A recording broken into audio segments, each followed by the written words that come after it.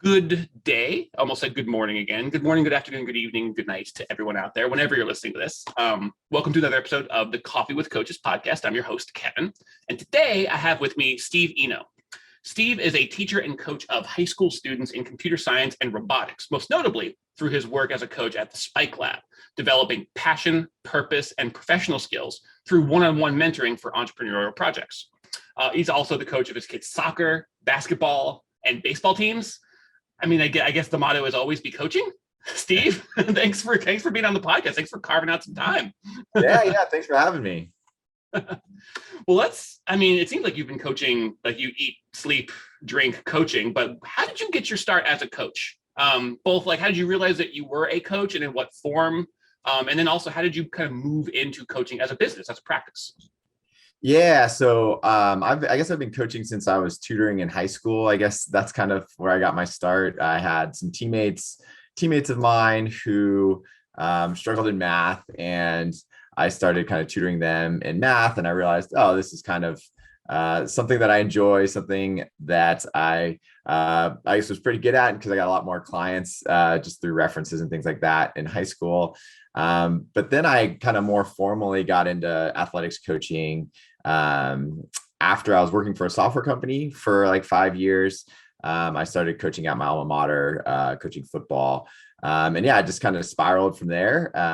I am an educator after I left that software company. Got into teaching about a decade ago and have been teaching for 10 years, but I've always been coaching as well, whether it's through athletics, through robotics. And now as I've kind of matured as a teacher, I've been looking for new ways to have positive impacts. And so that's what brought me to various startups, including the Spike Lab, where I coach students one-on-one to build entrepreneurial projects. And so now my coaching has evolved more on the technology entrepreneurship side, where I want to help as many high school students as possible just build projects that will shape the future and help them kind of get the experience and the abilities to be able to use technology to have a positive impact.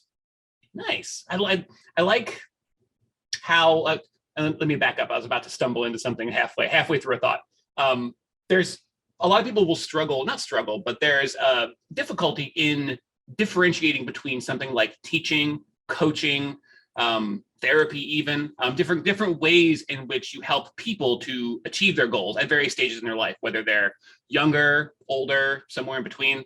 And I find this to be the case with a lot of coaches. There's a hybrid journey involved. Like there's a number of coaches I've spoken to come from a teaching background, which is, again, very, very close. There's distinct differences, I believe, in how you go about, teaching versus coaching versus anything else. But I love the hybrid approach. I feel like it allows you to more dynamically engage the people that you're trying to help, which in this case, I love also a number of coaches I've been talking to have their eyes cast towards, the kids, the children, so to speak, to basically make sure that the obstacles that maybe we've run into in our as we moved from younger into our like older years are not obstacles for them, that they have the skills they need, that they have their passions nurtured, which is, sometimes people like they have all the skills, they have the gifts, they know they even have like the certainty with what they want to do, but they're just not nurtured in the right way and they're not quite equipped in the right way. And I just love that you have basically organically had your focus on that for pretty much your entire career. No real question there. I just wanted to say that. Yeah, no, I think you're spot on, and I think that's what has drawn me to kind of carve this niche of coaching high school students, whether one-on-one or in group settings, in my role at Two Sigma School. And I think it is kind of filling the need that I didn't necessarily have access to when I was in high school. And so, I was kind of a traditional public school. But looking back, I realized there's probably a lot more that I could have done had I had a coach who was like, hey, why don't you try this project? Why don't you check out this technology? Why don't you look at what's happening outside of the school system? Never had that. And so I think now I'm like, I knowing that I could have probably gotten a lot farther, a lot faster had I had that coach. I'm hoping to, just launch high school students in a way that I wasn't able to necessarily be launched in my experience. No, I love that. I feel like I mean, I know it's very straightforward, but I feel like it speaks very strongly to the character of a coach, where it's some people will look back at what they had and what they didn't have, and they will try to find ways to have it for themselves now. Others will look back and say to themselves, how can I make sure that other people today have what I didn't? Right. And it's just like, you can still want things for yourself and improve yourself and make yourself better. In fact, you're usually a great example of the principles and passions that you're teaching, that you're coaching. But it's just that turn to just servant mindedness. I keep coming back to that concept because it keeps being at the heart of every coach I speak to.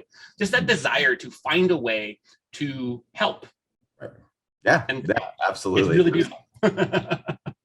And necessary too. I love the way that coaching in general has really risen in people's regards and their awareness as something that's not just, it's not some sort of niche pursuit. It's actually something that can help all kinds of people at all kinds of stages in their personal and professional development.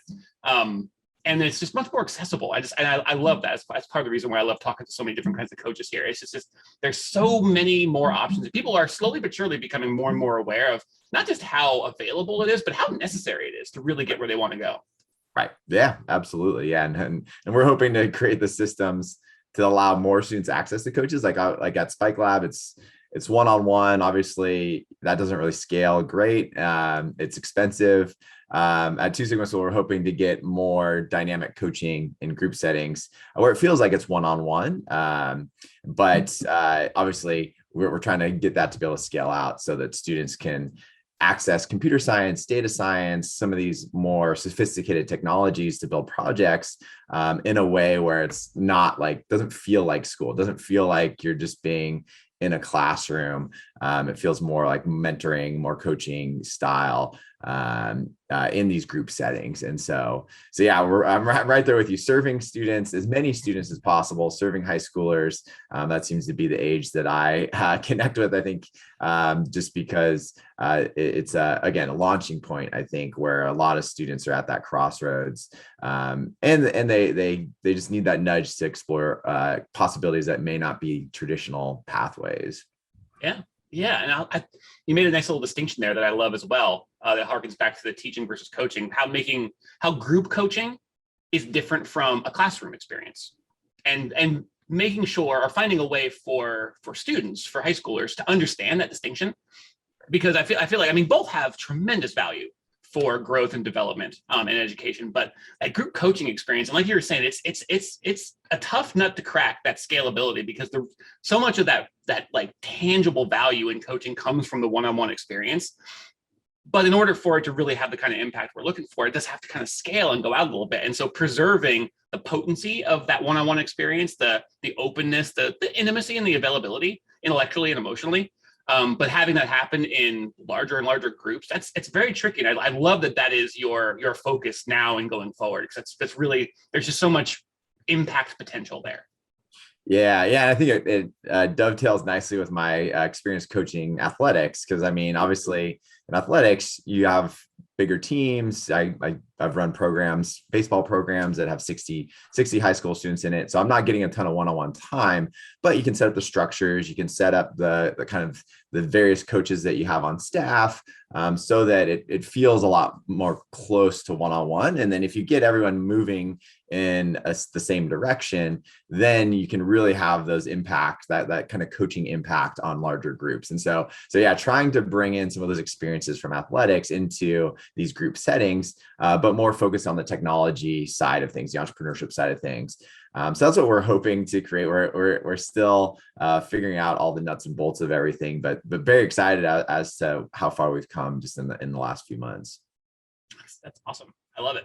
I really love it. My brain is sort of teeming with more follow-ups and questions. I can, as regular listeners will know, I could do this all day and sometimes get tempted to do so. But where can people find out more about you, what you're doing, how they can talk to you, how they can help, where they can interact with you? And I know, like, everyone's usually got like a preferred social media where they like to interact, and of course everybody's got a website. So let people know where to find you.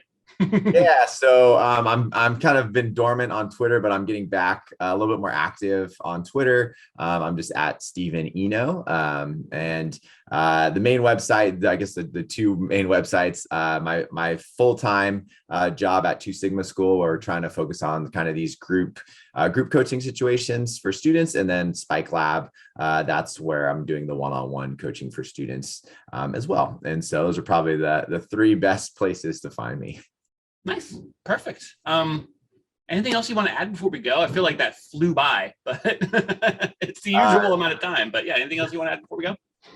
No, I mean, I think, again, I think high schoolers, that's a place where they don't think about coaching very much. I think they often are either in the school system doing homeschooling. They might have athletic coaches. So that's where you see like a lot of the one-on-one coaching happening. But a lot of people haven't thought about coaching from a technology entrepreneurship side of things. And I want to try to kind of broaden that idea to a larger audience. And so just letting students know, the earlier you can get coached from a tech side, from an entrepreneurship side, the earlier you can build cool stuff. And we see high schoolers building companies, developing apps. They're solving problems that are having a really large impact. I think high schoolers often think that they're too young to do that, but they're really not. And so that's the key thing, is I want to get them going and started as early as I can. You're never too young. Right. Exactly. I love it. Thank you so much, Steve, for being here today. Thank you, audience, for listening. I hope you go check them out. This is really cool stuff. This is, I mean, quite literally, this is the future. So thank you again, and we'll talk to you soon. Awesome. Thanks, Kevin.